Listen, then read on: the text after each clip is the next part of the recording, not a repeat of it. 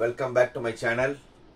இப்போ கல்லூரி சாலை தலைப்புல அடுத்ததான் நான் பேச இருக்கிறது மறு வீடு. என்ன சார், ஏதோ மறு வீடுன்னு சொல்லி ஏதோ கல்யாண சம்பந்தம் மாதிரி பேசுறீங்களா? மறு வீடுனா ஒவ்வொரு ஸ்டூடெண்ட்ஸோட கனவு என்ன இருக்கும்னா ஹாஸ்டல் லைஃப் எப்படி இருக்கும்னு. அதுல நிறைய கேட்டகரிஸ் இருக்கு. இப்போ எல்லாரும் என்ன நினைக்கிறாங்க, இப்போ எந்த ஸ்டூடெண்ட் அண்ட் கிட்ட நம்ம கேட்டா, சார் நான் கோயம்புத்தூர் போக போறேன், சென்னை போக போறேன், எந்த காலேஜ்லாம் இல்லை சார், நான் கோயம்புத்தூர்ல போய் படிக்கணும், சென்னையில போய் படிக்கணும், இந்த மாதிரி தான் எல்லாத்தோட தாட் இருக்கு. கோயம்புத்தூர்ல எந்த காலேஜ்லாம் அவங்க நம்ம எல்லாருமே என்ன சொல்றோம்னா, ஒரு நல்ல இன்ஸ்டிடியூஷனை சூஸ் பண்ணுங்க, பிரான்ச்சா காலேஜா எப்படி சூஸ் பண்ணுங்கன்னு எல்லாருமே நம்ம சொல்லிட்டு இருக்கும்போது, ஸ்டூடெண்ட்ஸ் பாயிண்ட் ஆஃப் வியூல என்ன இருக்குன்னா, முதல்ல ஊரை டிசைட் பண்றாங்க. சார் நான் சென்னையில போய் படிக்க போறேன், கோயம்புத்தூர்ல போய் படிக்க போறேன். அதே மாதிரி ஸ்டூடெண்ட்ஸ் மட்டும் கிடையாது, அவங்க பேரண்ட்ஸ் ஃபோன் பண்ணி, சார் என் பையன் சென்னையில படிக்கணும்னு நினைக்கிறான், கோயம்புத்தூர்ல படிக்கணும்னு நினைக்கிறான்னு முதல்ல ஊர் பேர் தான் சொல்றாங்க. அதுக்கப்புறம் தான் அவங்க என்ன நினைக்கிறாங்க, காலேஜ் அதுக்கு அப்புறம் தான் தேடுறாங்க.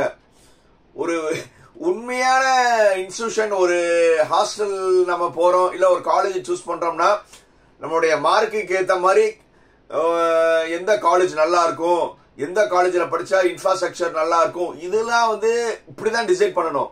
ஆனா முதல்ல என்ன செய்யறாங்க, ஊரை டிசைட் பண்றாங்க.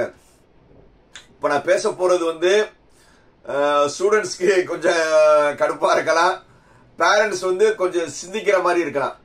ஸோ நம்ம ஒரு ஏற்கனவே இந்த எபிசோட் என்ன சொல்லிட்டேன்னா, ஒரு பேரண்ட் பாயிண்ட் ஆஃப் வியூல தான் நான் பேசுவேனே. ஸோ அந்த பேரண்ட் பாயிண்ட் ஆஃப் வியூல பேசுறது பேரண்ட்ஸ்க்கு கொஞ்சம் யோசிக்கிற மாதிரி இருக்கலாம், ஸ்டூடெண்ட்ஸ்க்கு கொஞ்சம் கஷ்டமா தான் இருக்கும். பட் என்ன இருந்தாலும் நம்ம உண்மையை சொல்ல வேண்டிய கடமை தானே, ரைட்?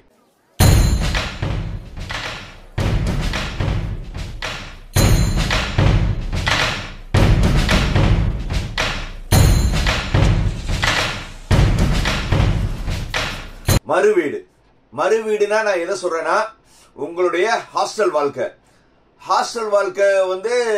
எல்லாருமே என்ன நினைக்கிறாங்கன்னா, நான் நம்ம சினிமா நிறைய பாக்குறோம். சினிமா நிறைய பார்க்கும்போது ஸ்டூடெண்ட்ஸ் எல்லாம் என்ன செஞ்சு மைண்ட்ல வச்சுக்கிறான்னா, ஹாஸ்டல் போனா நம்ம ஜாலியா இருக்கலாம், அப்படி சுத்தலாம். ஏன்னா மெயினா 12 வருஷம் அதுவும் கடைசி 2 வருஷம் 10th +1 +2ல பேரண்ட்ஸ் படி, நீ படிச்சாதான் நல்லா மார்க் எடுக்க முடியும், படிச்சாதான் நல்லா மார்க் எடுக்க முடியும்னு அவங்கள என்ன செஞ்சிருக்காங்க, அதிகமா அக்கறையில சொன்ன வார்த்தைகள் பசங்களுக்கு மேபி ஒரு சில பசங்களுக்கு அது கஷ்டமா இருந்திருக்கும். சோ அதனாலவே அந்த பேரோட அவங்க ஃப்ரெண்ட்ஸ்கோட சேர்த்து ஒரு டிசைட் பண்ணிடுறான். மாப்பிள்ள நம்ம என்ன செய்யறோம்னா, கோயம்புத்தூர்ல போய் படிக்கிறோம், இல்ல சென்னையில போய் படிக்கிறோம். அந்த மாதிரி என்ன செய்யறாங்க, இப்படி ஒரு முதல்ல ஊரை டிசைட் பண்ணிடுறாங்க. ஊரை டிசைட் பண்ணி அந்த ஊர்ல போய் படிக்கணும்னு. ஆக்சுவலி என்னன்னா, முதல்ல ஒரு பேரண்ட்ஸ் கிட்ட முதல்ல நான் சொல்ல விரும்புறது என்னன்னா, ஒரு நல்ல மார்க் எடுக்கிறாங்க, ஒரு நல்ல மார்க் ஒரு 180க்கு மேல எடுக்கிறாங்கன்னா, எந்த ஊர்ல இருந்தாலும் நீங்க பெருநகரத்துல போய் படிக்கிறதுல தப்பே கிடையாது. ஏன்னா ஒரு நல்ல இன்ஸ்டிடியூஷனு, அந்த நல்ல இன்ஸ்டிடியூஷன்ல போய் படிச்சா நம்மளுடைய குழந்தைகளோட கேரியர் மாறும் சொல்லி எல்லாருமே நினைக்கிற தப்பே கிடையாது. சோ அதனால பெருநகரத்துல போய் படிக்கிற தப்பே கிடையாது. ஆனா ஸ்டூடெண்ட்ஸ் பாயிண்ட் ஆஃப் வியூல கேட்டோம்னா, நான் காலேஜ் லைஃப் வாழணும், அதுக்காக தான் என்ன செய்யறாங்க, வெளியூரை சூஸ் பண்றாங்க. சோ ரெண்டுக்கு வித்தியாசம் இருக்கு. நல்லா படிக்கிறதுக்காக வெளியூர் போறது ஒண்ணு, காலேஜ் வாழ்க்கை வாழ்றதுக்காக வெளியூர் போறது இருக்கு. இது ரெண்டுக்கும் பெரிய வித்தியாசம் இருக்கு. ஒரு நல்லா படிக்கிற பையனோ பொண்ணோ என்ன நினைப்பாங்கன்னா, வாட் எவர் மேபி, சரி நம்மளுக்கு ஒரு நல்ல காலேஜ்ல சீட் கிடைச்சிருச்சு, அந்த காலேஜ் இப்போ நீங்க ஒரு கவர்மெண்ட் ரிலேட்டட் இல்ல கவர்மெண்ட் எய்டட் ரிலேட்டட் நீங்க ஹாஸ்டல்லாம் போய் பாத்தீங்கன்னா ஓகே லெவல்ல தான் இருக்கும். ஏன்னா அந்த ஹாஸ்டல் ஏன்னா main they are focusing on studies. Hostel வந்து நல்லா இருக்கும், பட் வந்து நீங்க நினைக்கிற மாதிரி பிரம்மாண்டமாக இருக்காது. இன்னொரு பாயிண்ட் ஆஃப் வியூல பார்த்தோம்னா ஒரு சில காலேஜ் வந்து they are focusing on infrastructure. நீங்க காலேஜ்குள்ள நுழையும் போதே வந்து ஒரு கார்பரேட்டோட ஆம்பியன்ஸ் இருக்கும். அதே மாதிரி ஹாஸ்டல் பார்த்தோம்னா அவங்க நிறைய கேட்டகரியில வச்சிருப்பாங்க. 3 பேத்துக்கு இது, சிங்கிள் பேத்துக்கு இது, அதே மாதிரி ஏசி, நான் ஏசி, மெனு, அந்த மாதிரி வந்து நிறைய கேட்டகரியில வந்து அவங்க இன்ஃப்ராவை காமிக்கிற மாதிரி காலேஜ் இருக்கும். ஆனா நம்ம எங்க இடத்துல தப்பு பண்றோம்னா ஒரு இன்ஸ்டிடியூஷன் அது ஃபோக்கஸ் பண்ணாம இருக்க போற ஹாஸ்டலை பார்த்து வந்து முடிவு எடுக்கிறவங்க நிறைய ஸ்டூடெண்ட்ஸ் இருக்காங்க, பேரண்ட்ஸ் இருக்காங்க. அவங்ககிட்டலாம் நம்ம வந்து சார் நீங்க ஏன் வந்து வெளியூர்ல போய் படிக்கிறீங்க போய் கேட்டா அவங்களுடைய ஆன்சர் என்னன்னா, சார் என் பையன் ஆசைப்படுறான், என் பொண்ணு ஆசைப்படுறா, என் பையன் வந்து மெயினா வந்து பொண்ணுகள் கூட அதிகமா கிடையாது, என் பையன் வந்து ரொம்ப ஆசைப்படுறான், சென்னையில தான் போய் படிக்கணும்னு நினைக்கிறான் சார், சென்னையில வந்து ஒரு நல்ல காலேஜ் சொல்லுங்க சார்னு கேட்கிறாங்க. சார் உங்க பையனோட மார்க் என்ன சார்னு கேட்டா 110 கட் ஆஃப் சார், 115 தான் எடுத்திருக்கான், ஆனா வந்து அவன் சென்னையில போய் படிக்கணும்னு நினைக்கிறான் சார், அவனோட ஆசையே சென்னையில போய் படிக்கணும் தான் சார்னு சொல்லும் போது அப்போ வந்து அந்த பேரண்ட்ஸ் கிட்ட நான் அட்வைஸ் பண்றது இதுதான், சார் 110 115 மார்க் எடுத்து நீங்க ஒரு பெரிய இன்ஸ்டிடியூஷன்ல நீங்க போகணும்னு நினைக்கும் போது எதுக்கு வந்து உங்க உள்ளூர்லயே நீங்க இருக்கலாம், நீங்க ஏன் வந்து நீங்க வெளியூர்ல போய் ப்ரிஃபர் பண்ணீங்க கேட்கும் போது அவங்க பேரண்ட்ஸ் வந்து அவ்வளவு அன்எஜுகேட்டட் இல்லாம, இல்ல சார் அங்க போனா வந்து அவன் நாளும் கத்துக்குருவான் சார், எல்லா விஷயமே கத்துக்குருவான், என்னது எல்லா விஷயம் கத்துக்குருவானா சார், அதனாலதான் வந்து இந்த மாதிரி சென்னை காலேஜ் வந்து நாங்க தேடுறோம்னா, இதுக்கு நல்லா புரிஞ்சுக்கோங்க. நான் அவங்களுடைய பதிலே சொல்றேன், நாளும் தெரிஞ்சுக்குருவானா நீங்களே புரிஞ்சுக்கோங்க பேரண்ட்ஸ். ஏன்னா கரெக்டா டீனேஜ் வயசு, இந்த வயசுல தான் வந்து பையனோட வந்து மனசு வந்து அலைப்பாடுற மனசு. அவன் வந்து ஒரு நல்ல எண்ணத்துல வந்து ஒரு ஊர்ல போய் வாழ்க்கையை வந்து நான் சாதிக்கணும்னு சொல்லி ஒரு இது போய் படிப்பு, எக்ஸ்ட்ரா ஆக்டிவிட்டிஸ் இதுல மட்டும் அவன் கான்சென்ட்ரேட் பண்ணனா வாழ்க்கையில கண்டிப்பா முன்னேறிடுவான். ஆனா இப்ப இருக்கிற ஸ்டூடெண்ட்ஸோட மனநிலை என்னன்னா காலேஜ் லைஃப் வாழணும், ஏற்கனவே எங்க அம்மா அப்பா வந்து நம்மள நிறைய ப்ரெஷர் பண்ணிட்டாங்க, இவங்ககிட்ட இருந்து தப்பிக்கிறதுக்காகவே வந்து நம்ம வந்து ஹாஸ்டல் போகணும்னு தான் அவங்க மைண்ட் செட் இருக்கு. அப்போ இன் கேஸ் வந்து நல்ல டீம் அவனுக்கு அமைஞ்சிருச்சுன்னா வாழ்க்கையில முன்னேறிடுவான். பட் அவன் அங்க போய் சேர்ற இடத்துல அவனுக்கு சேர போற பசங்களோட இது வந்து வேறு மாதிரி போயிருச்சுன்னா வந்து நான் உடைச்சே பேசிடுறேன், வேற தவறான வழிகளுக்கு வந்து அவனுக்கு வழி வகுத்துரும். அப்போ அந்த தவறான வழிக்கு வளர்ந்து சினிமால பாக்குற மாதிரி அப்படி நான் பண்ண மேனர்ஸ்லுமே புரிஞ்சிருப்பீங்க. என்னன்னா அப்படி ஒரு பழக்கத்துக்கு அவன் அடிமை ஆயிட்டானா அவனோட வாழ்க்கையே வந்து என்ன ஆயிரும், மாறிடும். சோ அதனால ஸ்டூடெண்ட்ஸ் அவங்க வந்து சொல்றதுக்கு எல்லாமே நீங்க வந்து இந்த நேரத்துல வந்து என்ன செய்யக்கூடாது, தலையாட்டக்கூடாது.